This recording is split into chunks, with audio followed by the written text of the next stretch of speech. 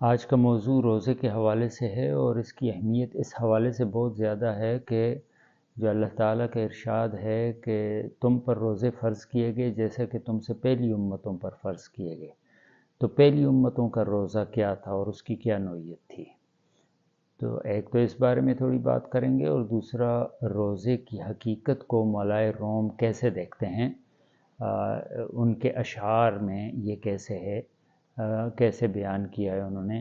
اس کو سمجھنے کی کوشش کریں گے۔ تو یہ موضوع بہت اہم ہے۔ باقاعدہ آغاز کرتے ہیں اللہ کے نام کے ساتھ۔ بسم اللہ الرحمن الرحیم، الحمدللہ رب العالمین، والصلاة والسلام علی رسولہ الکریم سیدنا و حبیبنا محمد وعلی آلہ وصحبہ وبعد۔ آیت کریمہ جس میں خاموشی کے روزے کا تذکرہ ہے وہ پہلے پیش کرتا ہوں۔ سورہ مریم کی آیت نمبر 26 ہے، فَإِمَّا تَرَيِنَّ مِنَ الْبَشَرِ أَحَدًا فَقُولِي إِنِّي نَذَرْتُ لِلرَّحْمَنِ صَوْمًا فَلَنْ أُكَلِّمَ الْيَوْمَ إِنْسِيًّا۔ جب وہ حضرت عیسیٰ علیہ السلام جو نومولود بچے تھے ان کو لے کر آنے لگیں بستی میں، تو وہ لوگوں کے سوالات کے بارے میں گھبرا رہی تھیں، تو اللہ تعالیٰ نے ان پر وحی نازل کی کہ جب تم سے کوئی بشر پوچھے، کوئی انسان پوچھے، تو اشارے سے اس کو بتا دو کہ میں نے آج رحمان کے لیے روزے کی نظر مانی ہوئی ہے۔ تو اس سے ثابت ہوتا ہے کہ سابقہ امتوں میں جو روزے تھے اس کی ایک نوعیت خاموشی کا روزہ تھا۔ اس پر بھی مولائے روم کے کچھ اشعار ہیں تو وہ بھی پیش کرتے ہیں، اور روزے کی ایز اے ہول یعنی شریعت میں جو فرضیت ہے اس کے مقاصد کیا ہیں، اس پر مولائے روم نے اپنے کچھ اشعار میں بات کی ہے، تو اس کی کچھ وضاحت پیش کرنے کی سعی کرتا ہوں۔ پہلا شعر ہے جس کا خلاصہ یہ ہے کہ روزہ جسم کا نہیں، در حقیقت روزہ روح کا ہے۔ اس حوالے سے مولائے روم فرماتے ہیں، این دہاں بستی دہانے باز شد، تا خورندہ لقمہائے راز شد، کہ یہ منہ جو بند ہو جاتا ہے، یعنی یہ کھانا پینا جو بند ہو جاتا ہے، تو ایک دوسرا منہ، ایک دوسرا باطنی جو خوراک لینے والا، باطنی خوراک کو حاصل کرنے والا منہ کھل جاتا ہے، اور پھر وہ اسرار الہی کا انسان کو اہل بنا دیتا ہے، پھر وہ لقمہ ہائے راز کھانے لگتا ہے۔ جب لقمہ ہائے نان بند ہو جاتے ہیں تو لقمہ ہائے راز کھانے والا جو سلسلہ ہے وہ شروع ہو جاتا ہے، یعنی روزہ انسان کو اسرار الہی کا اہل بناتا ہے۔ پھر سنیے، این دہاں بستی دہانے باز شد، تا خورندہ لقمہ ہائے راز شد۔ دوسرا شعر ہے جس کا میں نے اپنی ڈائری میں یہ عنوان مقرر کیا ہے کہ روزہ نفس کو تو کمزور کرتا ہے لیکن روح کو طاقتور بناتا ہے۔ اور مولائے روم فرماتے ہیں کہ چون شکم بندد دل آید در سخن، چون شکم آزاد شد بندد دہن، کہ جب شکم یعنی شکم پیٹ کو کہتے ہیں فارسی میں، شکم بندد، جب پیٹ بند ہو جاتا ہے یعنی کھانے پینے کا سلسلہ بند ہو جاتا ہے تو دل باتیں کرنے لگتا ہے، دل آید در سخن، اور جب شکم آزاد ہو جاتا ہے تو دل کا منہ بند ہو جاتا ہے، یعنی وہ جو قلبی واردات ہائے قلبی کا سلسلہ، جب آدمی بہت شکم سیر ہوتا ہے اور بہت کھاتا ہے تو واردات ہائے قلبی پاس نہیں بھٹکتے، اور جو سلسلہ ہائے اسرار روحانی ہیں وہ رک جاتا ہے، اور غفلت اور بے حسی پیدا ہوتی ہے، اور جو بھوک ہے وہ روحانی بیداری کا باعث ہوتی ہے۔ تیسرا شعر ہے، فرماتے ہیں کہ روزہ چون قربان مارا می کند، جان مارا نور والا می کند،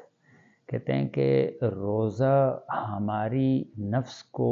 کی طرف سے ایک قربانی ہے، نفس کو قربان کرنا ہے، خواہشات نفس، کھانے پینے وغیرہ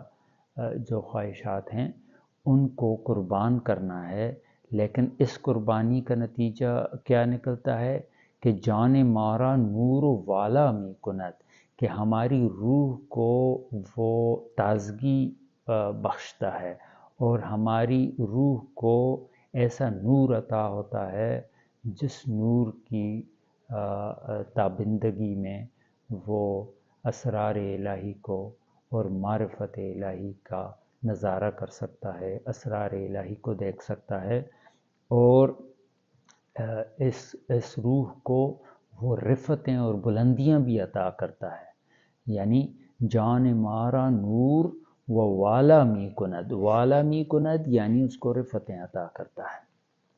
پھر وہ خاموشی کے روزے کے بارے میں فرماتے ہیں کہ خاموشی در حقیقت روح کی زبان ہے، اور انسان جس چیز کی سب سے زیادہ خواہش اس کے اندر پیدا ہوتی ہے وہ یہ ہے کہ وہ بولتا رہے، وہ کچھ کہتا رہے، وہ اظہار ما فی الضمیر کرتا رہے، بھلے وہ رطب و یابس ہی کیوں نہ بولے، بھلے وہ لایانی ہی کیوں نہ بولے۔ ایک حدیث شریف میں حضور علیہ السلام نے فرمایا من حسن اسلام المرء ترک ما لا یعنی، کہ ایک شخص کے اسلام کی خوبیوں میں سے یہ ہے کہ وہ جو اس کے ساتھ متعلق چیز نہیں ہے، جو غیر ضروری چیز ہے، اس کو ترک کر دے۔ اور اکثر غیر ضروری گفتگو ایسی شے ہے، ایسی کیفیت ہے یا ایسا فعل ہے جسے انسان ترک نہیں کر سکتا۔ تو اسلام کی خوبی یہ ہے، اس کو بیان کرتے ہیں وہ مولا روم اپنے بہت خوبصورت انداز میں بیان کرتے ہیں کہ صمت را چوں روزہ داری اے سلیم، تا شود جانت سے نور حق کریم۔ تم جب لایانی باتوں کو چھوڑ دیتے ہو، یعنی تیری روح جب روزہ رکھ لیتی ہے خاموشی کا، یعنی جب تم خاموشی اختیار کر لیتے ہو، وہی خاموشی کا روزہ جو سورہ مریم کی آیت نمبر 26 میں جس کی طرف ہم نے اشارہ کیا ہے، تو یہ جب تم کر لیتے ہو، لایانی گفتگو کو ترک کر دیتے ہو اور صرف حق تعالی شانہ سے متعلق گفتگو کرتے ہو اور صرف مفید گفتگو کرتے ہو، تو پھر تمہارے اندر اللہ تعالیٰ ایسا نور بھر دیتے ہیں اور کہ جس کے ساتھ تم معزز و مکرم ہو جاتے ہو۔ سمترا چوں روزہ داری اے سلیم، اے سلیم الفطرت شخص، جب تم خاموشی کا روزہ رکھتے ہو تو تاشود جانت سے نور حق کریم، پھر تمہاری جان یعنی تمہاری روح نور حق سے عزت و رفت پاتی ہے، معزز و مکرم ہو جاتی ہے۔ اور اگلے شعر میں مولا روم نے فرمایا کہ خاموشی میں راز کھلتے ہیں۔ اس کو وہ اپنے انداز میں یوں بیان کرتے ہیں، چون زباں خاموش گردد دل شنود، آنچہ ناید در بیان و در وجود، کہ جب زبان خاموش ہو جاتی ہے تو دل سننے لگتا ہے، یعنی دل حق کی آہٹ کو اور حق کے اسرار کو سننے کے قابل ہو جاتا ہے، لیکن جب زبان خاموش ہو جائے۔ آنچ نایت در بیاں، ایسی چیزیں وہ اس کی روح اور اس کی جان ایسی چیزوں سے آشنا ہو جاتی ہے جو بیان میں نہیں آ سکتی، اور نہ ہی ان کا کوئی نظری وجود ہوتا ہے اور نہ ہی ان کا کوئی حسی وجود ہوتا ہے، بلکہ وہ اس سے بالاتر چیز ہوتی ہے۔ یعنی خاموشی کشف اور معرفت کے قریب کرتی ہے۔ چون زباں خاموش گردد دل شنود، آنچ نایت در بیان و در وجود۔ اگلے شعر میں مولا روم نے جو فرمایا ہے اس کا میں نے عنوان یہ قائم کیا ہے کہ خاموشی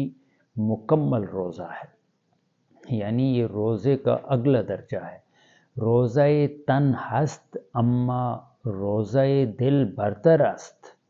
کہتے ہیں کہ تن کا بھی روزہ ہے اور یہ مشروع ہے اور یہ بنیادی پریکٹس ہے،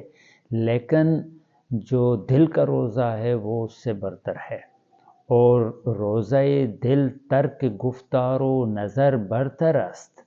کہ دل کا روزہ جو ہے وہ گفتار کو ترک کرنا ہے، یعنی فضول گفتار کو ترک کرنا ہے، اور خواہشات نفس کو ترک کرنا ہے۔ بنیادی طور پر جو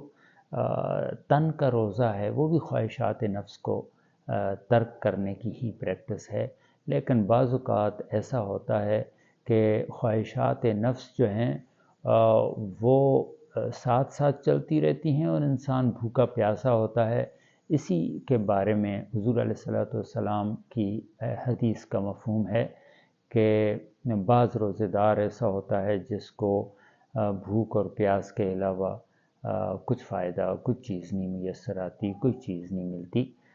یعنی وہ مثلا جھوٹ بولتا ہے، غیبت کرتا ہے، لا یعنی گفتگو کرتا ہے، بد نظری کرتا ہے، کوئی ایسا کام کرتا ہے جو اللہ کو ناپسند ہے، اور فرائض میں غفلت کرتا ہے، تو پھر اس کے روزہ سوائے بھوک پیاس کے اور کچھ بھی نہیں ہے۔ آخری جو شعر یہاں ہم نے منتخب کیا ہے اس کے بارے میں وہ فرماتے ہیں کہ خاموشی سمندر ہے اور گفتار جو ہے وہ جھاگ ہے۔ فرماتے ہیں خاموشی بحر است تو گفتن ہم چو کف، کف جھاگ کو کہتے ہیں۔ خاموشی سمندر ہے اور گفتار جو ہے یہ جھاگ ہے، اور بحر چو باشی رہا کن حرف و وصف، کہ اگر سمندر بننا چاہتے ہو تو یعنی معانی کے سمندر بننا چاہتے ہو تو پھر تم حروف کو زیادہ تر ترک کیا کرو، اور جو کام کی بات ہے صرف وہ کیا کرو۔ خلاصہ یہ ہوا کہ جسم کا روزہ اور نفس کا روزہ ایک روزہ ہے، اور غیر اللہ سے متعلق کلام کو ترک کرنا ایک دوسرا روزہ ہے، اور اسی پر آج کے اس کلام کا اختتام کرتے ہیں۔ حق تعالی شانہ قرآن مجید میں تدبر کرنے کی توفیق نصیب فرمائے، اور صوفیاء کرام کو جو نور حاصل ہے اس نور سے ہمیں بھی منور فرمائے۔ السلام علیکم ورحمۃ اللہ وبرکاتہ۔